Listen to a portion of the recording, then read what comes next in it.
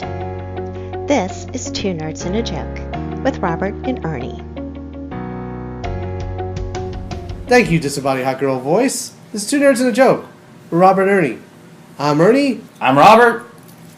And you're here. We're here at the Chateau.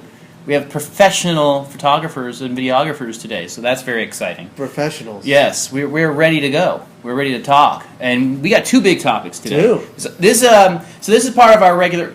We've had a few requests. We have? One. Oh. To do more video. Oh, we had a request. A request to do more videos. Yes. Yeah. So with that in mind, we are doing. We're doing it here. You're doing it here, and we're doing two topics. I'm just glad you're here in this county. Yeah, I don't often come to this county. It's a dry county. It is a dry county, and the only reason I come here is for my kids. That's really it. Mm. And you, of course. Mm. You're the only reason I visit this county besides my kids. That's it. Everything I do is in Miami now. It's south of here, way south. 305. Yeah, I'm a 305er. You know, we have 305 o'clock now? Every Friday? What is it? What's the sign? 305? Yeah, I think something like that. Yeah, don't be throwing up gang signs, dude. We're going to get ourselves shot. So we got, you're going to get you shot. Yeah, that too. So we got two major things that we want to talk about. Go on. Ernie's going to have an exciting day. I am. He's actually going to go see Dark Phoenix. Dark Phoenix. Which, depends on who you talk to, is either the best or worst movie ever. So you got that. I haven't... go on. Go on. So you have that. So he's going to give us a rant on that. And then my part, I actually been doing a lot of research on the Galaxy's Edge. The reason why is that in exactly 1 month to the day-ish, basically tomorrow, I will be at Galaxy's Edge in Disneyland, California, literally only like 20 days after it is open to everyone and you don't need a reservation. And you've already told me you spent this morning crying. Oh, dude, it made me squeal like a little. You're going to love it. But, so I'm going to talk about that. The video I showed you does not do what I read and looked up online justice. It's kind of a no, it looks like a lot of fun. Yeah. So, we'll start off with the Dark Phoenix, because I know you have a little bit of a rant building up inside, and we don't want that to explode all over the camera. Explode. Gosh. So, go ahead and give us a lowdown on your thoughts on this movie and what you hope to have come out of it.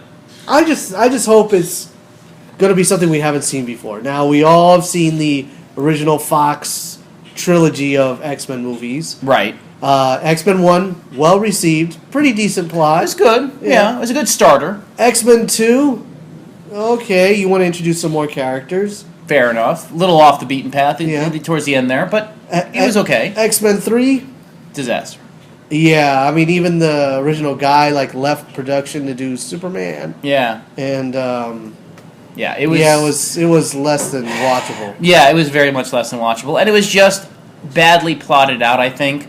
I don't like... And that was the beginnings of, people saying you messed with the timeline. Yes. You screwed stuff up, you screwed up how things happened and when they happened and so forth. And is that when we got the next movie, which was First Class came first, or no? No. It was X-Men Origins Wolverine came out after that. But as part of that main plot. And that's plot, when people were like, okay, we're totally done with these movies now. We need to get out of these. Yes, definitely. And that's when they did the Days of Future Past. Yes, that's when they started doing Days of Future Past. I will tell you this. Strictly speaking, I think that is, out of anything ever, the best reboot that has ever been done of a film franchise. Period. Okay, I'm okay with that. You know, I'm okay the Star Trek one was okay, but this was literally stating... Well, it was a surprise. It was a surprise. Everyone wanted it... I don't say wanted it. Everyone expected it to be awful. Yeah, and it was really well done. It was well done. And it gave us a new set of X-Men that you're like, okay, I can get behind this. Mm-hmm. I can get behind this. So now we're years later, and it's been back and forth. First Class was good, so we had First Class. Was good.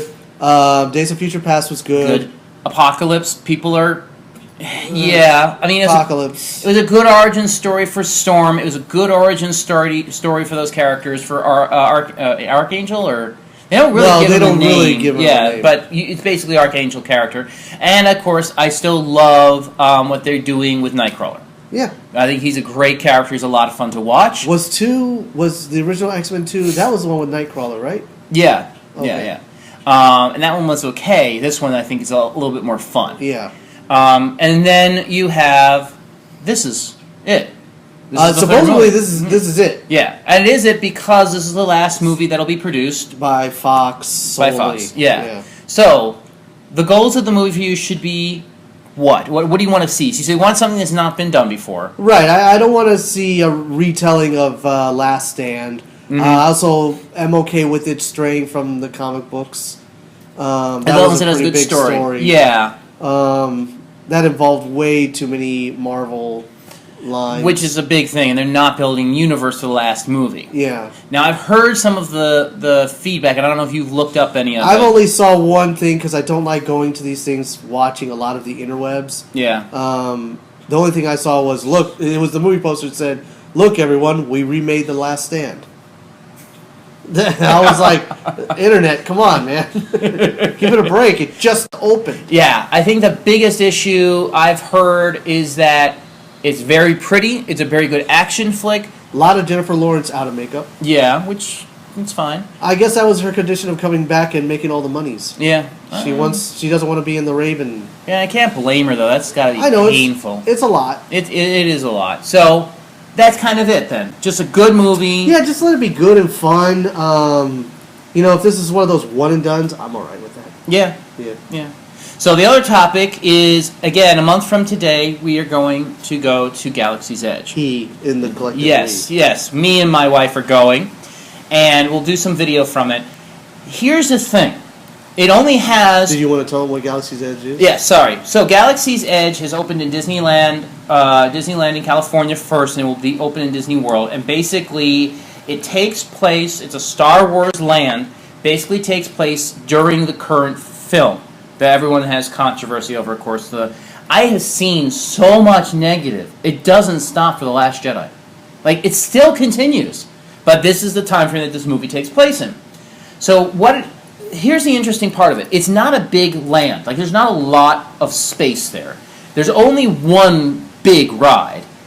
And the rest of it's just shops and food and experience. So, okay, sounds okay. What's the big deal? Here's the big deal. I think the world is coming to an end out there. Just in case you're wondering, yeah, you hear the noise in the background. It's the apocalypse. It's the apocalypse. Don't worry, we will continue podcasting. We'll continue the podcast for you. Yes, through the apocalypse as the weather, good Lord, takes a turn for the worse. Yeah, wow, that's pretty bad out there. It's going to be biblical. Yeah, it's going to be biblical. So you go into this place and it looks cool. It's very authentic. There's stormtroopers running around. They do talk. By the way, okay. They have commands. Here's where the cool part comes in. Everyone's in character. They're asking you questions subtly if you're on the dark side or if you're with the rebellion. Every cast member is into it. There's not a stuffed animal emporium, it's a pet shop.